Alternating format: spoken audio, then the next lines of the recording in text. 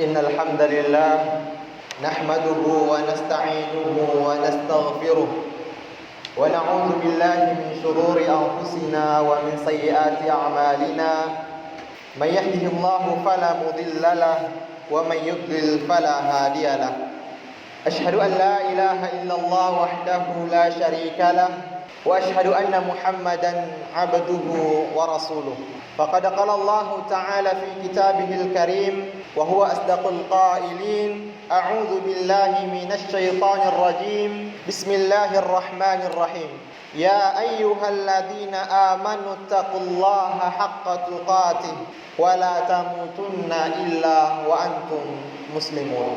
Hadirin sidang jamaah Jumat yang insyaallah dirahmati dan diridhai oleh Allah Subhanahu wa taala.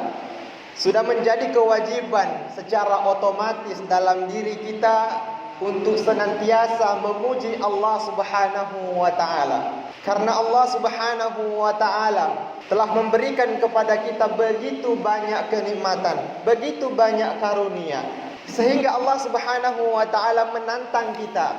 Kamu bisa coba-coba hitung nikmatku, kata Allah. Wa in ta'uddu ni'matallah. Kalau kamu bisa menghitung nikmat Allah, tapi Allah mengatakan la tuhsuha, tidak mungkin engkau bisa menghitungnya.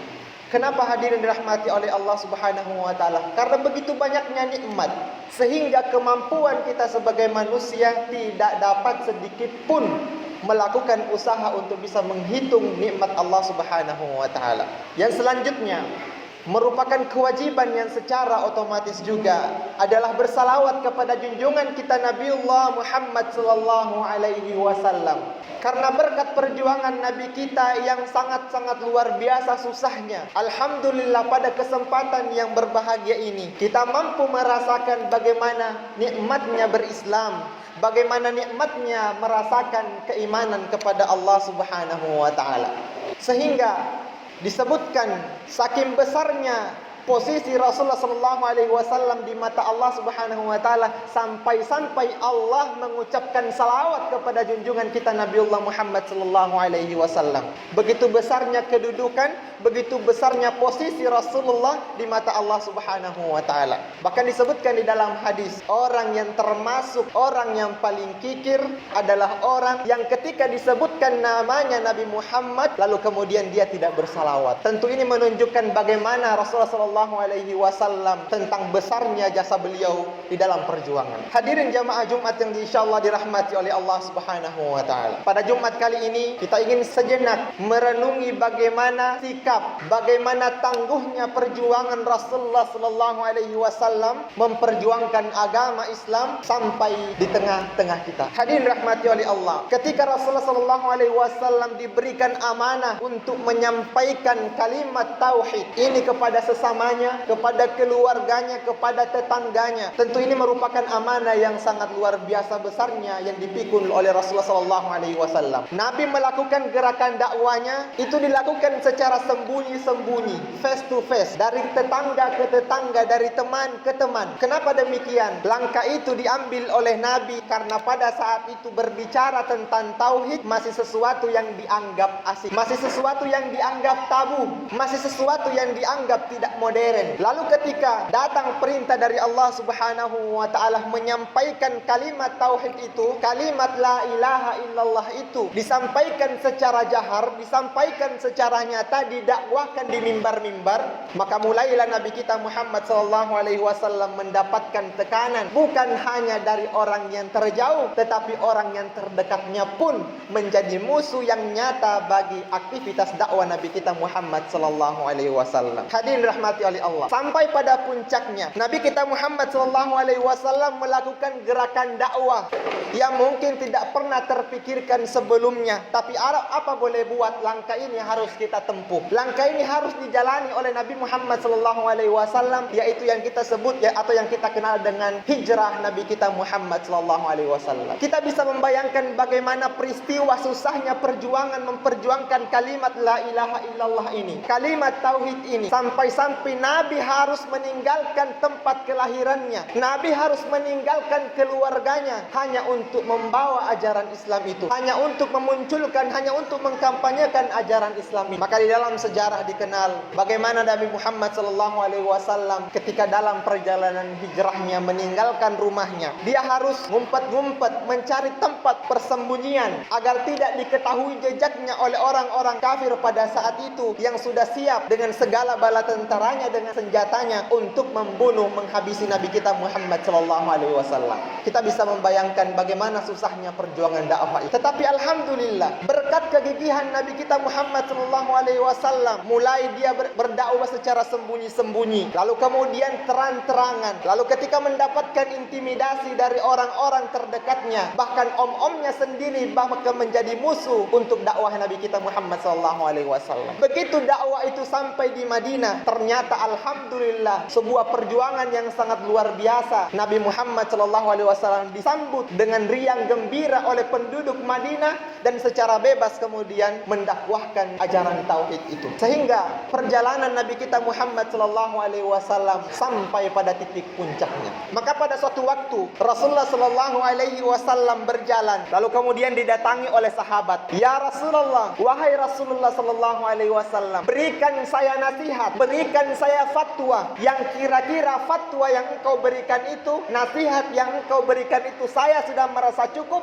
dan saya tidak lagi membutuhkan nasihat selain itu. Maka apakah jawaban Rasulullah SAW? Hadirin dirahmati oleh Allah Subhanahu wa taala. Qul, wahai sahabatku, qul, katakan, amantu billah, saya telah beriman kepada Allah Subhanahu wa taala. Tsumastaqim, kemudian kamu istiqamah. Pertama-tama Nabi kita Muhammad SAW menyampaikan kepada sahabatnya itu agar senantiasa beriman, menyampaikan kalimat qul amantu billah, saya telah beriman kepada Allah Subhanahu wa taala. Tetapi konsekuensi yang harus dilakukan adalah tsumastaqim, kemudian beristiqamah dengan apa yang telah kamu katakan. Hadirin rahmati oleh Allah Subhanahu wa taala, karena mengaku diri sebagai orang yang beriman, hadirin rahmati oleh Allah, adalah tentang bagaimana menegakkan ketaatan, ketakwaan secara seutuhnya. Karena itu Allah mengatakan, wa ma khalaqtul jinna wal insa illa liya'budun. Tujuan utama saya menciptakan makhluk yang bernama manusia atau makhluk yang bernama jin tiada lain untuk bertakwa kepadaku, tiada lain untuk beribadah kepadaku. Dan ini kata kunci daripada kata beriman kepada Allah Subhanahu wa taala. Hadirin rahmati oleh Allah Subhanahu wa taala, nasihat yang dilontarkan oleh Nabi kita Muhammad SAW kepada sahabatnya itu juga menjadi beban kita umat hari ini. Manakala kita kemudian telah mengikrarkan diri kita bahwa kita telah beriman kepada Allah Subhanahu wa taala, maka tanggung jawab kita, amanah yang harus kita jalankan adalah bagaimana istiqamah dengan ketetapan itu. Kalau kita telah memilih untuk hijrah, maka hijrahlah secara total. Kalau kita telah memilih jalan untuk berdakwah, maka beristiqomahlah dengan jalan dakwah. Karena itulah merupakan nasihat yang disampaikan oleh Rasulullah SAW. Karena saking beratnya pertanggungjawaban itu, di dalam sejarah dicatat, hadirin rahmati oleh Allah Subhanahu wa taala, bagaimana para sahabat yang telah mengikrarkan syahadatnya di hadapan Nabi Muhammad SAW, mereka sahabat-sahabat itu rela mempertaruhkan jiwa raganya demi agama Islam. Barakallahu li wa lakum fil Qur'anil azim wa nafa'ni wa iyyakum bima fihi minal ayati wa dzikril hakim wa taqabbalallahu minni wa minkum tilawatahu innahu huwal ghafurur rahim. Innal hamdalillah wa inna syukra lillah wa inna sanaa kullahu lillah. Hadirin jamaah Jumat yang dirahmati oleh Allah Subhanahu wa taala, memilih jalan atau memilih komitmen untuk beriman kepada Allah Subhanahu wa taala itu adalah komitmen yang agung, komitmen yang sangat luar biasa. Tetapi di sisi lain, komitmen itu punya risiko. Apa yang kita ucapkan itu berat tantangannya. Bahwa bisa saja kita mengucapkan kalimat itu, tantangan demi tantangan kita rasakan. Satu contoh kisah, sahabat Nabi Muhammad SAW pada suatu waktu didatangi oleh sahabat yang bernama Khabbab bin Ard. Ya Rasulullah, seandainya ini kalau kamu berdoa kepada Allah, kita diberikan kemenangan daripada para musuh-musuh kita. Kalau kamu berdoa, pasti diijabah oleh Allah agar umatmu ini tidak dalam kesusahan memperjuangkan agama Islam ini. Tetapi kesimpulan yang bisa diambil dari jawaban Rasulullah SAW, jangan terburu-buru. Jangan terburu-buru mendapatkan kemenangan. Bahkan dalam jawaban Nabi Muhammad SAW, Nabi mengatakan, kita ini tidak seberapa. Perjuangan kita tidak seberapa. Kalau mau dibandingkan dengan perjuangan Nabi-Nabi sebelum kita, umat-umat sebelum kita, di antara mereka ada yang dibunuh, di antara mereka ada yang digergaji dari kepalanya sampai terbelah. Itu adalah konsekuensi yang harus dia hadapi. Maka Nabi Muhammad SAW jangan tergesa-gesa untuk mendapatkan kemenangan. Karena hakikatnya hidup di dunia ini adalah hidup untuk mempertaruhkan nyawa, raga kita agar tetap dalam ketaatan, dalam keistiqomahan di jalan Allah Subhanahu wa taala. Innallaha wa malaikatahu yusholluna 'alan nabi ya ayyuhalladzina amanu sallu alaihi wa sallimu taslima. Allahumma ighfir lil muslimina wal muslimat wal mu'minina wal mu'minat al ahya'i minhum wal amwat innaka samii'un qarib mujibud da'wati ya qadiyal hajat. Jemaah yang dirahmati oleh Allah Subhanahu wa taala, sejenak waktu ini adalah waktu di mana doa-doa kita insyaallah diijabah oleh Allah. Kita memohon kepada Allah Subhanahu wa taala agar hari-hari yang kita lalui ke depannya kita diberikan keistiqomahan di dalam menjalani ajaran-ajaran Allah Subhanahu wa taala. Kita diberikan keistiqomahan untuk senantiasa menjalankan ibadah, terutama ibadah salat.